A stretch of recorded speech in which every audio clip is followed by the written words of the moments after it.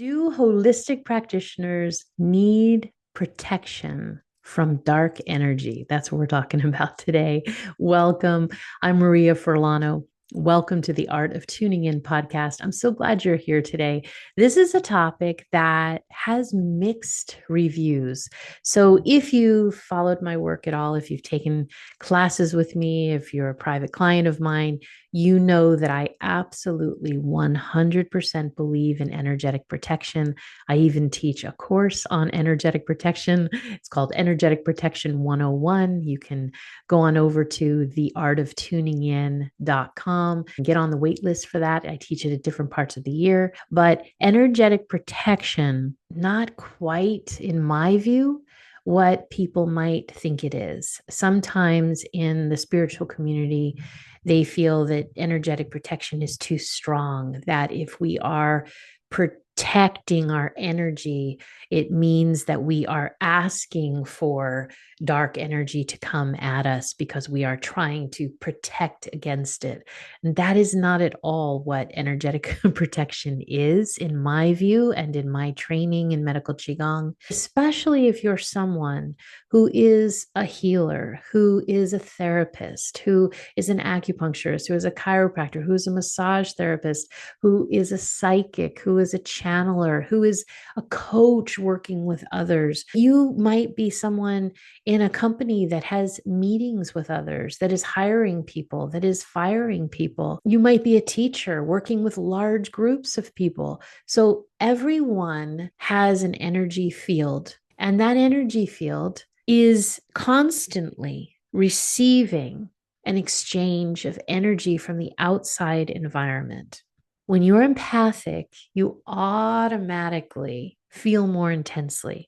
You're highly sensitive in the best way, right? I always say highly sensitive people are the best people in the world because they feel things intensely, and we need that in this world. But when you feel things intensely, when you're empathic, there's a responsibility that goes along with that in taking care of yourself. There's a responsibility of understanding that you take in energy, you see energy, feel energy, know energy, hear energy, taste energy, smell energy, all of these things that you may have, all of these beautiful intuitive gifts. You do that in an intense way than other people who may just be moving through their life, not picking up that same energy. So when you're in a situation with someone where you're supporting them and they're having emotional issues they're going through, like, for example, somebody who's going through a deep grief and you're supporting that, you are in that energy field of that other person, and that person is with you.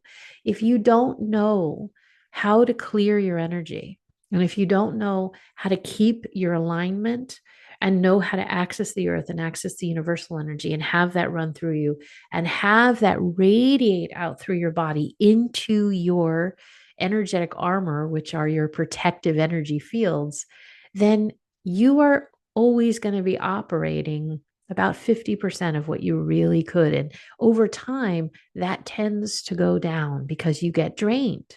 Replenishing at night through sleep is an amazing way to replenish our energy. Replenishing through nutrition is an amazing way to replenish our energy. Replenishing through the sunlight, being in the sun, that is an amazing thing for your immune system and for your energy levels. And I think people in the holistic field often feel tired a lot and they don't realize why.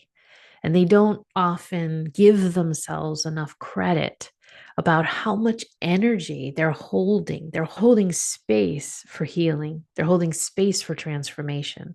That doesn't just happen.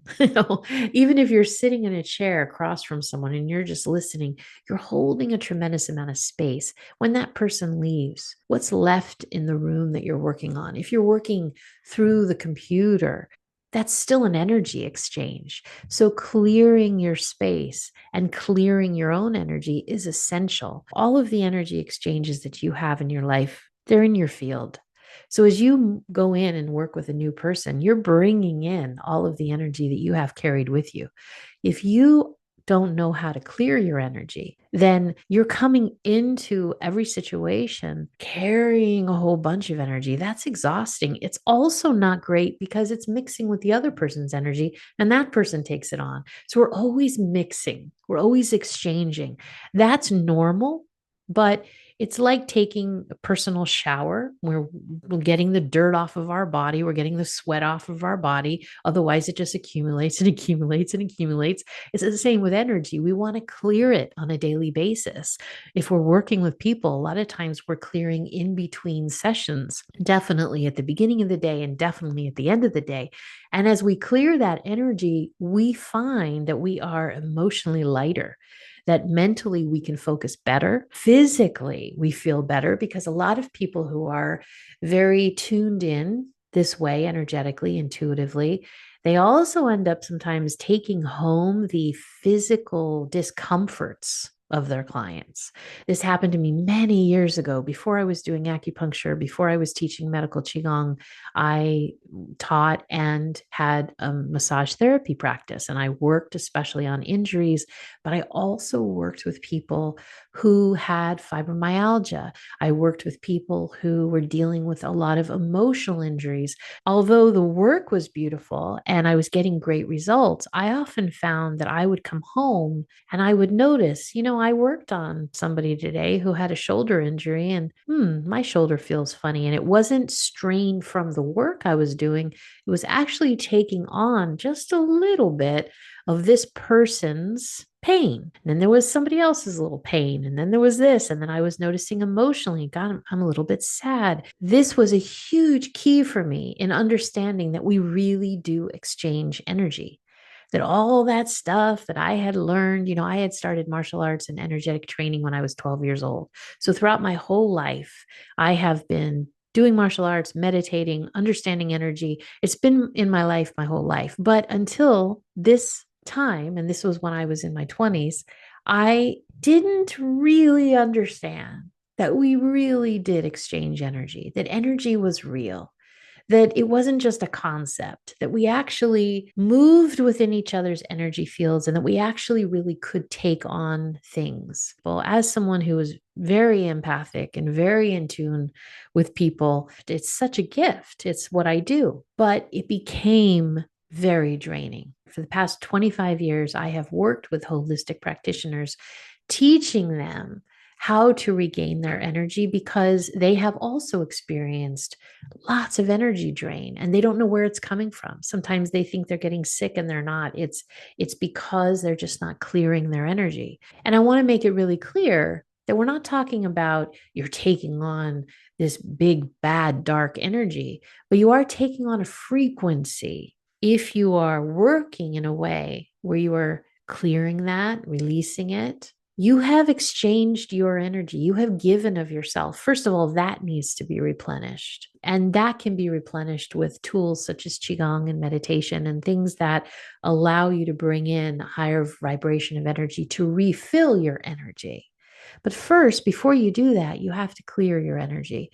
You have to clear the space that you're in. You want to clear your energy fields and you want to tune into your own emotions and see if you were triggered by anything that went on that day. Is there anything in here, in you, that you need to clean up? When I was going through my acupuncture and medical Qigong training, one of the things that would come up is that when you were treating somebody else, anything that you had not resolved yourself as the healing practitioner would be activated. So, for example, if I was someone who had grief and I had not resolved that grief in me, I had not spent time healing that grief and came to a resolution with it and understood it. If I had a patient that came in who was dealing with a great deal of grief, that grief in them would trigger my own grief. And you can't be as clear when you're treating someone else when you haven't cleared yourself. So, when we talk about energetic protection for the holistic practitioner, especially, we're not only talking about the physical practices of medical Qigong that clear your energy or clear your space. We're talking about the emotional practices that also help to clear your energy, to make you a clear channel of energy, which also helps elevate your energy and gives you more energy. When you are someone who is highly in tune with energy, when you're highly tuned in, you are highly tuned in to very positive energy and you are highly tuned in to very negative energy. And those energies and everything in between have a frequency. It's very important to be very aware of that. A lot of times in the spiritual community, it just drives me crazy when it's all about be positive, be positive, be positive, because that's not how life works. When you are working with people, when you're dealing with your own life, you have a bandwidth of emotions that go on, an entire variety of different emotions and frequencies and reactions and behaviors that happen.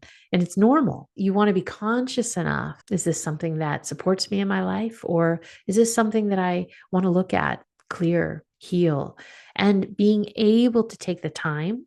So there's clearing your space and your energy with clients. And then there's your daily energetic hygiene that's just for you.